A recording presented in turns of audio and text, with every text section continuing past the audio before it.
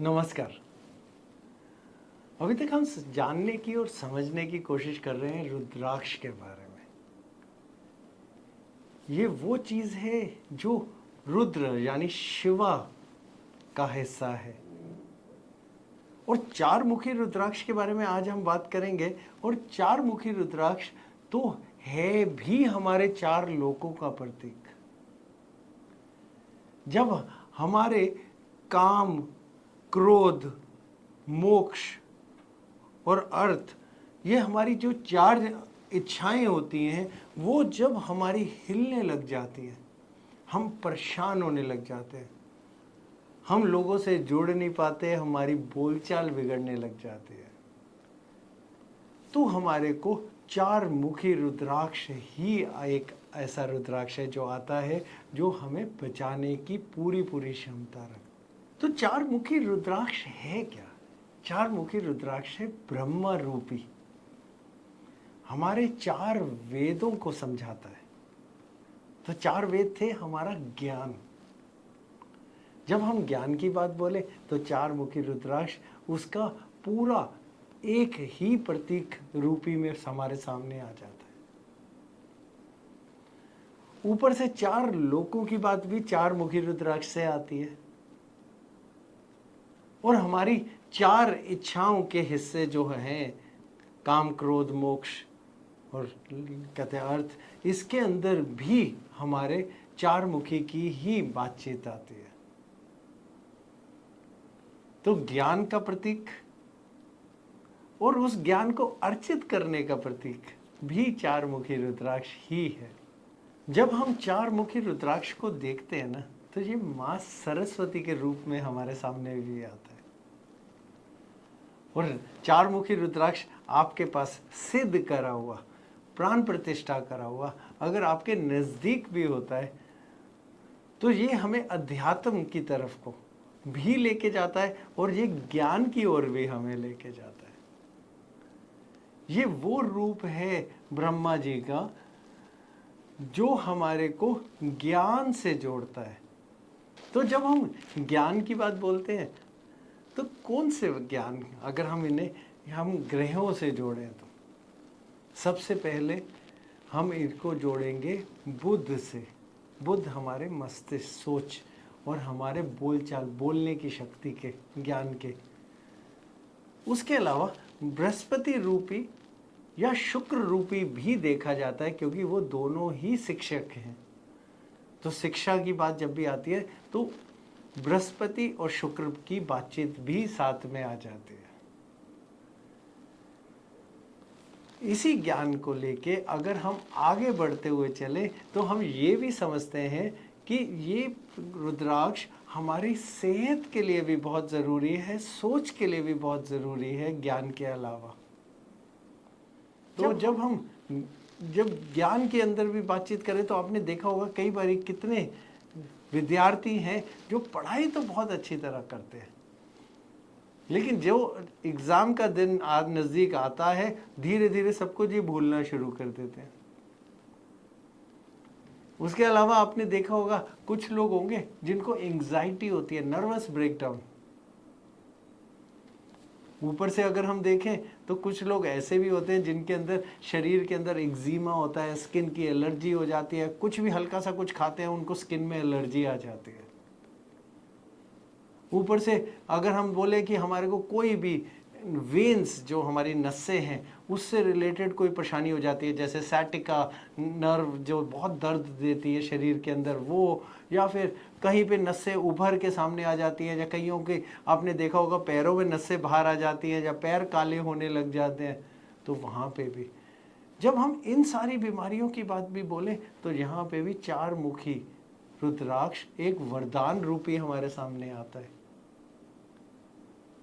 अगर बाकी आत्तों की बात बोले, तो आत्तों में आपने देखा होगा कुछ लोग हकलाते हैं, कुछ लोग पब्लिक में सामने किसी के बोलते हुए घबरा जाते हैं, कुछ लोग आपने देखा होगा जब 10 लोग बैठे हैं उनके सामने बोल ही नहीं पाते, या फिर पार्टी में जाते हैं तो अपने आप को कहीं ना कहीं गुम ही कर लेते हैं, कहीं सामने ही नहीं आ पाते, अपनी पहचान बनाने में परेशानी में आ जाते हैं। तो इन चीज़ों के अंदर भी चार मुखी रुद्राक्ष वरदान रूपी सामने आता है। तो इसकी जब शक्ति की बात बोलते हैं ना, तो शक्ति में ये विशुद्धि चक्र को एक्टिवेट करता है, यानी हमारे सोच और गले के लिए तो ये बिल्कुल वरदान रूपी है। तो अब अगला सवाल आता है, इसे पहन कौन सकता है, किसको पहनना चाहिए, कब पहनना चाहिए? तो विद्यार्थियों की बात तो हमने आपके सामने अभी करी, लेकिन अगर हम ज्योतिष की बात बोले सिर्फ कि आपकी कुंडली में अगर आपकी मिथुन राशि या फिर आपकी कन्या राशि कहीं पे भी कमजोरी की तरफ को बढ़ जाए, तब ये चार मुखी रुद्राक्ष चाहिए। उसके अलावा अगर बुध कहीं पे भी कमजोर हो जाए, या फिर कहीं पे शनि, राहु, केतु, या फिर सूर्य के बहुत सारों के साथ सूर्य के साथ भी जब वो कॉम्बस्ट हो जाते हैं, तब भी हमारे को ये चार मुखी रुद्राक्ष चाहिए होता है बचाने के लिए। बुध क्योंकि हमारे कारक हमारे मस्तिष्क यानी सोच और हमारी बोलचाल के। अगर हमारे को पैसों का नुकसान लगातार हो रहा है, खासकर शेयर मार्केट के अंदर, कि हम सोचते हैं यहाँ ये चीज़ बढ़ेगी और अचानक वो गिरती है, तो बुध ही चाहिए होते हैं ये सोच देने के लिए कि क्या सही क्या गलत, खासकर जहाँ पैसों के निवेश की बात आती है।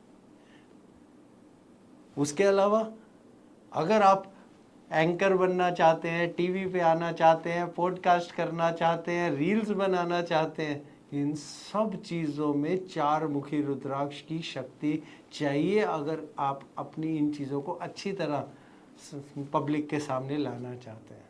तो अगर हमें समझ में आ गया किसको चाहिए, तो हमने अगला रुद्राक्ष लेके आना है। लेके आना है नेपाल का रुद्राक्ष, लेके आना है सर्टिफाइड रुद्राक्ष, और अगर हो सके तो ऐसा रुद्राक्ष लाना है जिसकी शक्ति, ऊर्जा के बारे में गणना या उसकी को चेक पहले किया गया हो। तो कहीं से भी अगर हम उठाएं तो रुद्राक्ष उसकी बजाय सोच समझ के ले, वो ज्यादा बेहतर रहता है।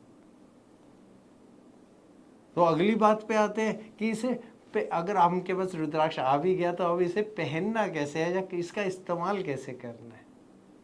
देखिए, बहुत आसान तरीका है रुद्राक्ष को अपना बनाने के लिए। हम इसे कहते हैं प्राण प्रतिष्ठा, यानी प्राण डालना और फिर वो आपसे जुड़ जाता है।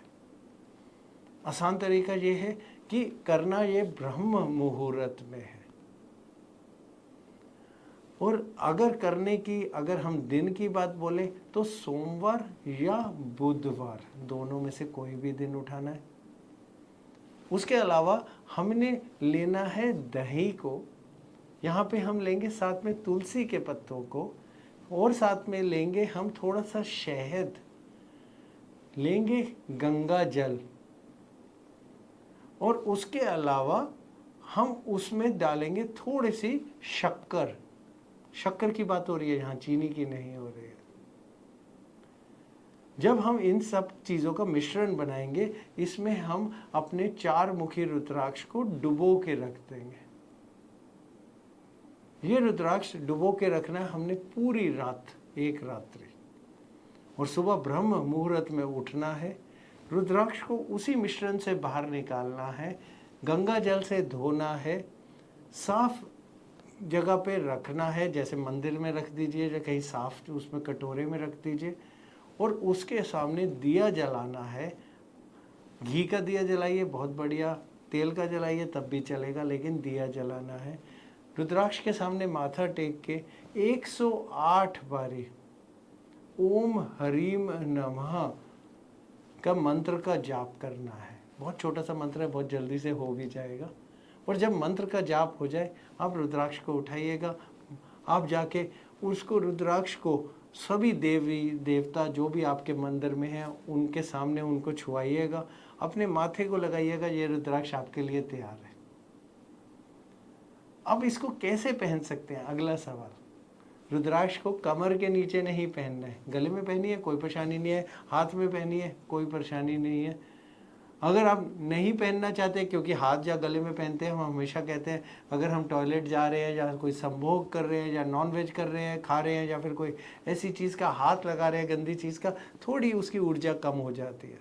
तो आप ऊर्जा बचा के रखना चाहते हैं, मत पहनिए, अपने नज़दीक रखिए, रोज़ उसे छू भी लेंगे तब भी वो अपनी आपको अच्छी ऊर्जा दे देगा। और करना कुछ नहीं है, एक पानी के छोटे से जल के अंदर थोड़ा सा लेके उसमें डालिएगा, मंत्र बोलिएगा ओम हरीम नमः, जिससे आपने इसको प्राण प्रतिष्ठा दी थी, रुद्राक्ष निकालिए, जल पी लीजिए।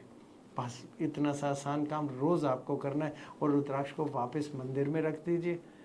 आपने पहना हुआ है तो ये जल वाली प्रतिक्रिया नहीं करने की ज़रूरत, तब आपने पहना है तो वो आपको शक्ति ऊर्जा वैसे ही दे रहा है।